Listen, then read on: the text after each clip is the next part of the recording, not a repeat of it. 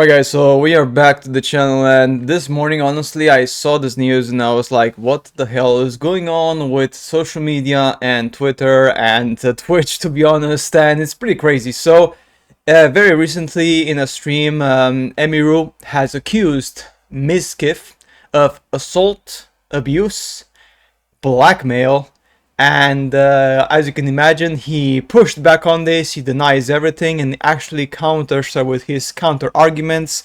So things are literally getting out of hand. Now, as I always say, from my personal point of view, never shit where you eat. This is like literally my rule number one. Never shit where you eat, which obviously means, you know, as you guys know, try to find relationships away from your area of work, because otherwise these sort of things can happen quite frequently.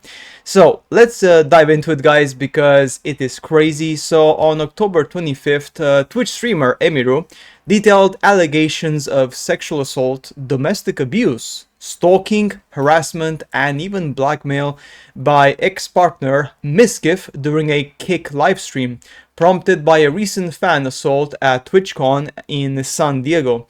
Mizkif responded on the 26th of October via Twitch, admitting controlling behavior but denying the assault, while accusing Emiru of neglect and violence in their relationship. This is just going crazy.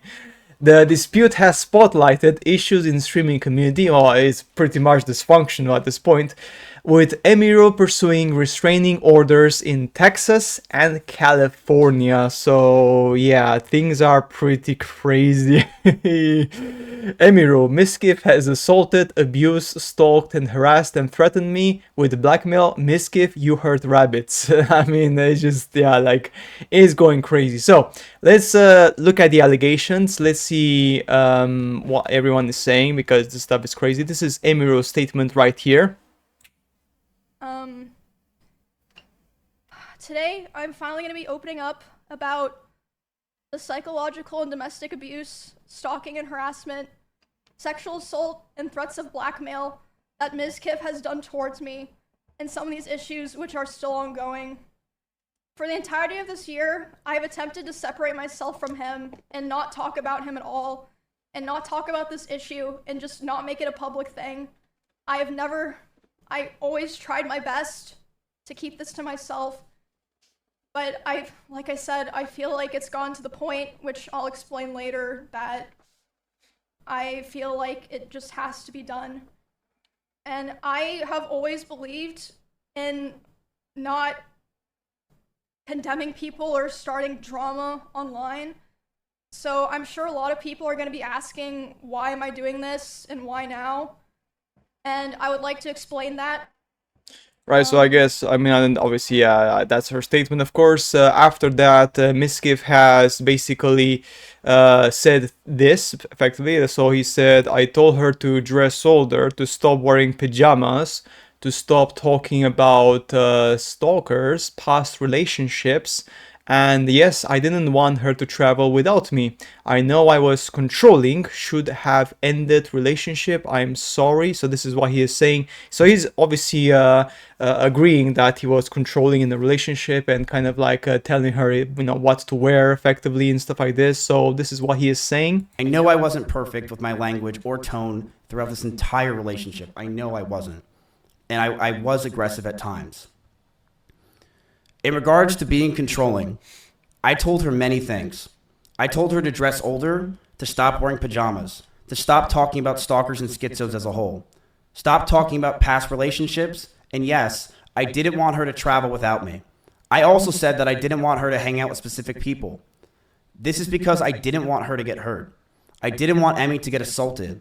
I didn't want some man to do something to her when I'm not there, and I wanted to keep her safe. And I know with how my mental was and who I was back then that I didn't do everything right. I know I could have done better, and I'm sorry.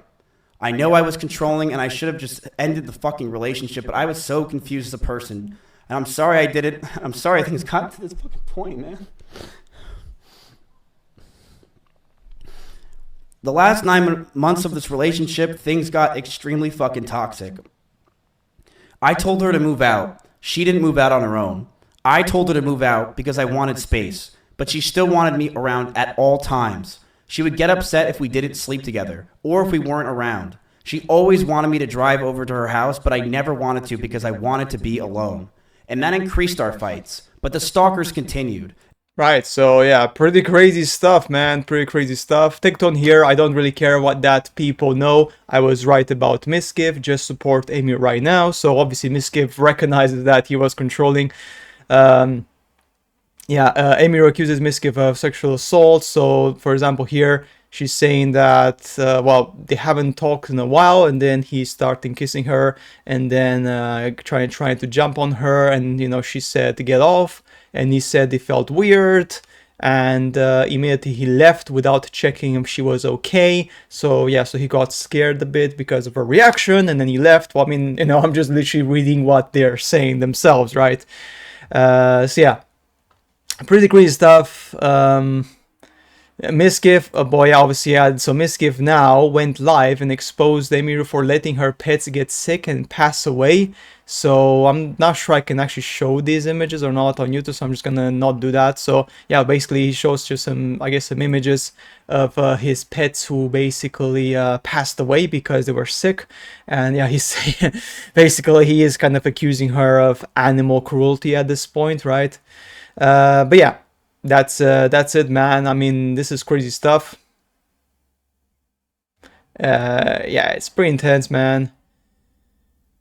Mizkif sends a final message regarding the Emiru situation, saying that he will not be disappearing from the internet and will be exposing things from her and other content creators through the next couple of days. So basically, Mizkif said he is going to war.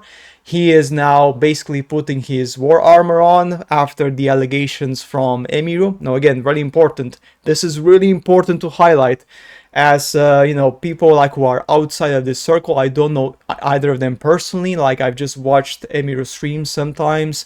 I think I've never watched Mizkif streams. I've seen his tweets online, but that's pretty much it.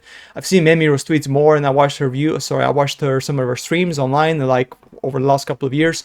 So I guess you could say that, you know, as a person, I've seen her more frequently, but that still doesn't remove the fact that, you know, both of these streamers, we don't know them personally, so the allegations at this point are allegations. You know, they're going to go to the legal route potentially, right? So this is really important for people to understand. Yeah, don't start making drama online, or don't start making, I guess, stories online, because it's already fucked up as it is. So, you know, my recommendation to people is to let them, you know, clear their beef in the court or whatever, because yeah, it's pretty serious. So this is what he is saying. He is going to war online. I mean, obviously he has the right to do so, I guess, because he's trying to defend himself, of course, from the allegations. So this is what he is saying. I am going to stand up for myself. I am going to defend myself in these situations. That's what he's saying. I am not going away. I have no plans to go away. And I believe a lot of the situations today were absolutely exaggerated. I have dozens of photos and videos, calls and messages as well, if she has them. I have things I will be leaking over the next few days of other people, of other things. I have a lot of messages that I have that I'm going to expose as time goes on, because I do believe that this is a time to go fucking buck wild. But I want to make it very clear. When it comes to Emiru, when she says that I was getting ready to go after her and that I was going to use her rabbits against her, that was never the plan. My plan for myself was very simple. Right, so yeah, he is going full force, basically. He does not give a shit anymore. After Emiru's accusations in public, of course, as you can imagine.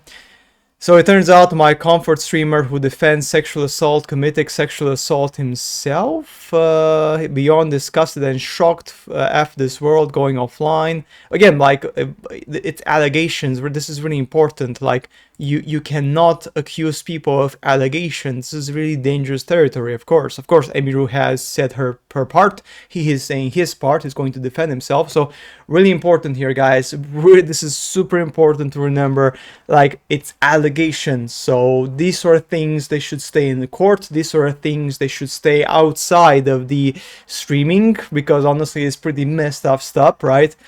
But yeah. Um,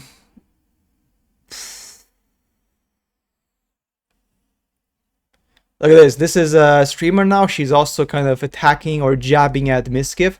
Having been in this industry for years now, I've been exposed to many creeps, sometimes when they are larger creators. I've been scared to say anything because I fear it will be negatively impact my career. Last weekend at a TwitchCon after party, Mizkif came to me to say hi, but just grabbed the top half of my face. My friend was in disbelief and told me I should say something, as that was super disrespectful, but I've always been scared of offending people, and I chalked it up to him being weird. Thank you, Emiru, for bravely speaking out, and I can't even imagine the horrors she was gone through this year. It sucks that someone we can't express our discomfort because we fear it negatively affects our livelihoods. Yeah, so pretty crazy, guys. Mizkif stalked Emiru after finding out she found a safe space from Mizkif at Espafan's house. Safe space. Okay, so now it's getting crazy. So Mizkif is saying he asked her to leave. She is saying that he kind of escaped from him or something. It's really I don't know, man. I mean, I don't know. Like, this is really like confusing, right? I would sneak into Esfan's house. Esfan didn't know why I was doing this. He saw me a couple times. I'd be like, oh, I'm just gonna go take a nap in your guest room. He'd be like, yeah, that's fine. But eventually, he figured out where I was going, and he would go over to Esfan's house to keep telling me off. She's courageous because the Sen's house was fucking disgusting. Wow, okay. That's pretty crazy, man. Yeah, honestly, pretty crazy stuff. But yeah, all I can say honestly is like never liked him to begin with. Akumamiko says there was something that happened where she was drinking wine on stream and put the bottle between her legs while she was talking, non-promiscuous way, wearing sweats and just talking with her chat. Mizkif slut shamed her. Then Emiru left the room for a bit and it seemed like she was obviously crying. Yeah, so again, it's the problem here is, guys, is that, you know, when you have, you know, streamers which are in a relationship, and then you have, you know, the male trying to basically, I guess, control or like, you know, hide the sexuality of his partner on stream because he's jealous or whatever, right? These sort of things can happen because, as you can imagine, he wanted her for himself most likely, and he didn't want her to look like promiscuous on stream, which could then maybe in his mind, I guess, would be that more creeps would try to get next to her or touch her or be with her because, you know, she was on stream like promiscuous effectively, right? What he is saying, that's his words, not mine, that's his words, right? And yeah, because of that, maybe he did that. But anyway, it doesn't matter, guys. My opinion here does not matter whatsoever. I'm just here to basically share this information and just kind of like talk a bit about this. And I guess one advice I could give to everyone, if you're a big streamer, if you're a medium streamer, if you're just starting out as a streamer, or you know, you're growing as a streamer, you're pretty big, right? And you know, maybe you have like 50,000, 100,000, you're like kind of like in mid bracket. My recommendation, guys, is again to not shit where you eat. This is like #1 recommendation. Find someone who is not into the same business as you, who is not into the same drama as you, who's in a different industry whatsoever. Like, if you're a guy, you know, find a girl who is into, I don't know, like marketing or business or finance or accounting or constructions, I don't know, like estate management, whatever, like who is far removed from actual streaming and Twitch and all these things, social media, because otherwise these dramas will happen. Like when you're a streamer and you have a large audience, you have a very strong mentality, you are basically you're putting on a mask when you stream to your audience, and your partner may not like that mask because you are, when you stream effectively, it happens to everyone, you try to put on to a certain extent a facade because you're trying to please your audience, right? And you kind of like that, that facade, you kind of like grow into it slowly, and over the years that facade kind of becomes part of your personality. It's like a psychological thing, and then people cannot cannot separate their streaming persona from their real life persona. And if you're in a relationship with another streamer who has the same problem, then these things can become pretty toxic. So that's it, guys, for today's video on this one. Pretty crazy stuff as always. Yeah, let me know what you think. Give me a like and subscribe, and I shall see you later in the next videos. Bye.